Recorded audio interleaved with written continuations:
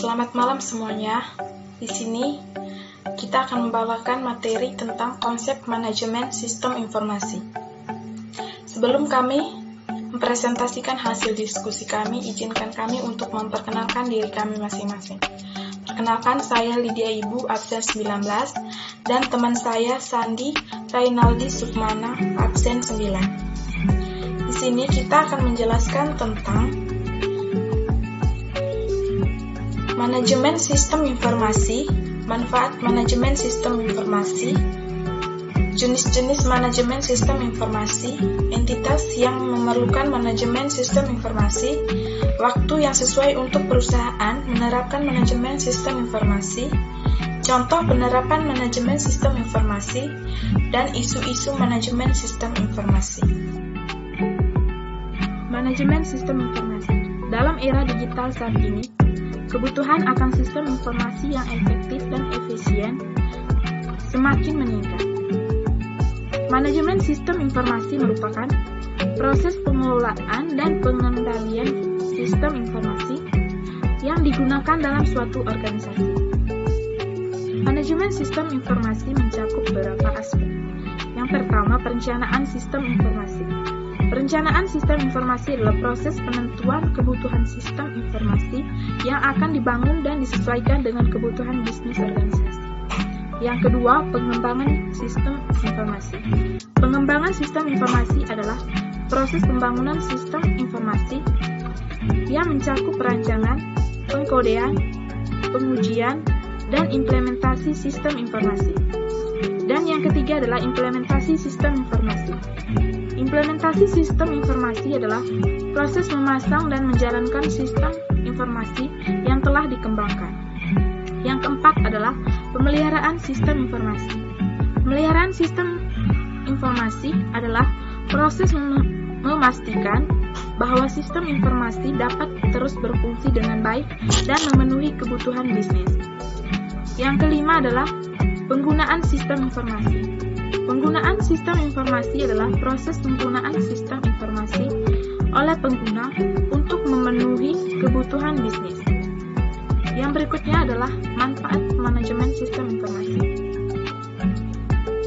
Manajemen sistem informasi memberikan banyak manfaat bagi organisasi. Yang pertama, meningkatkan efisiensi dan efektivitas operasional.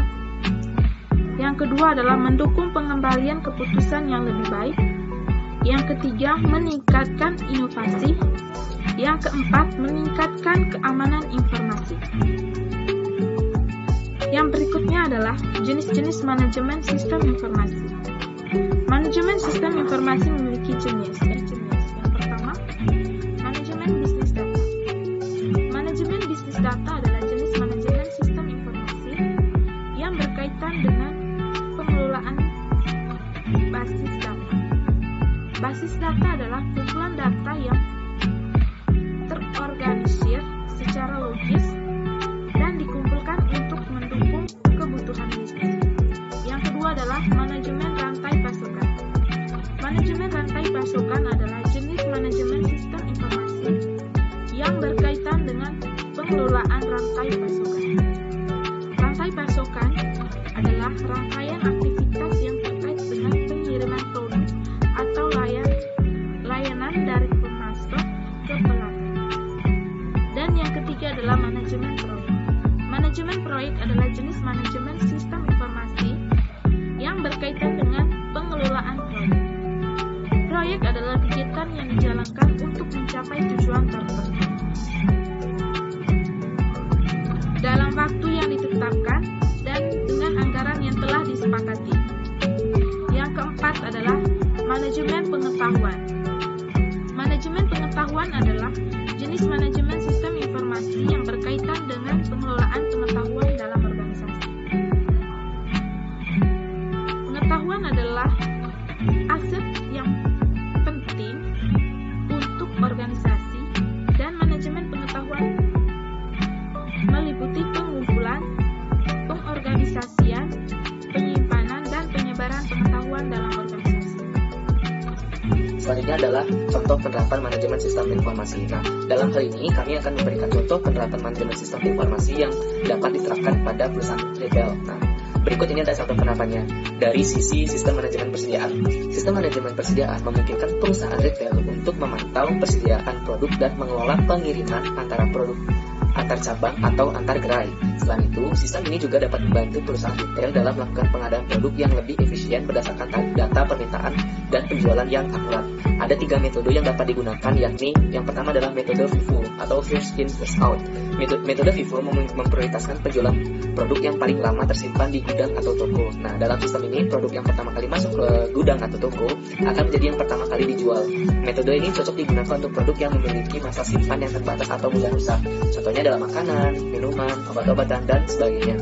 Yang kedua adalah metode LIFO atau Live Last In First Out. Metode LIFO memprioritaskan penjualan produk yang paling baru masuk ke gudang atau toko. Dalam sistem ini, produk yang terakhir masuk ke gudang atau toko akan menjadi yang pertama kali dijual.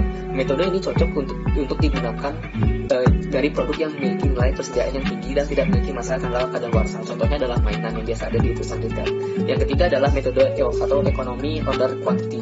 Metode EOQ menghitung jumlah optimal produk yang harus dipesan secara periodik berdasarkan permintaan produk, biaya pemesanan, dan biaya penyimpanan. Dengan metode ini, perusahaan dapat mengoptimalkan persediaan produk dan menghindari kelebihan atau kekurangan persediaan. Contoh barang yang perlu menggunakan metode ini adalah bahan baku makanan. Selanjutnya adalah sistem manajemen rantai pasokan. Sistem manajemen rantai pasokan sangat penting untuk perusahaan retail dalam memastikan ketersediaan produk dan pengiriman yang tepat waktu. Sistem ini dapat membantu perusahaan retail untuk memantau pengiriman produk dari supplier, mengatur pengiriman produk dari gerai atau cabang, serta memperkirakan permintaan produk di masa depan. Contoh penerapan yang sangat dianjurkan dengan metode ini adalah menggunakan Vendor Managed Inventory atau FMI. FMI ini adalah sebuah proses di mana sistem manajemen rantai pasokan yang memungkinkan pemasok mengendalikan persediaan produk di gudang atau gerai.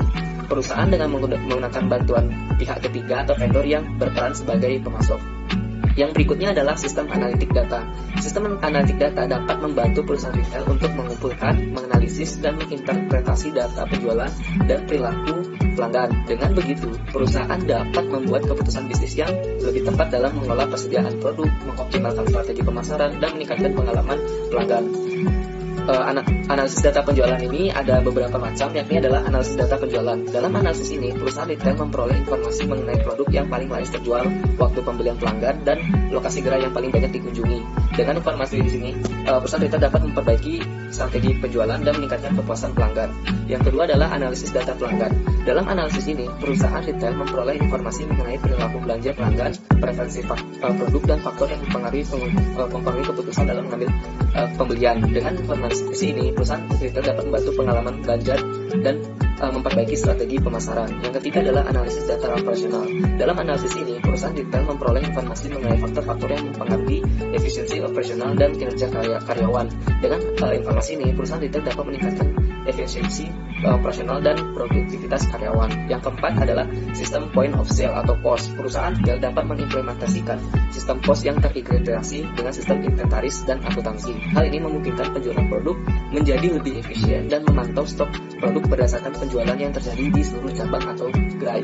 Selain itu, informasi pembelian barang dapat langsung diinput ke sistem akuntansi sehingga mempermudah dalam proses pencatatan dan pengelolaan keuangan.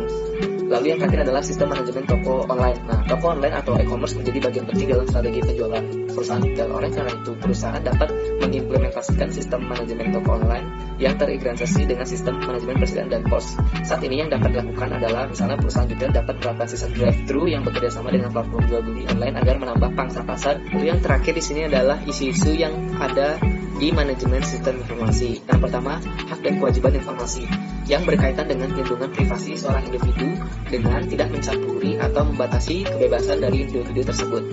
Lalu yang kedua adalah kepemilikan hak dan kewajiban, yakni yang berkaitan dengan perlindungan kekayaan dan intelektual pribadi.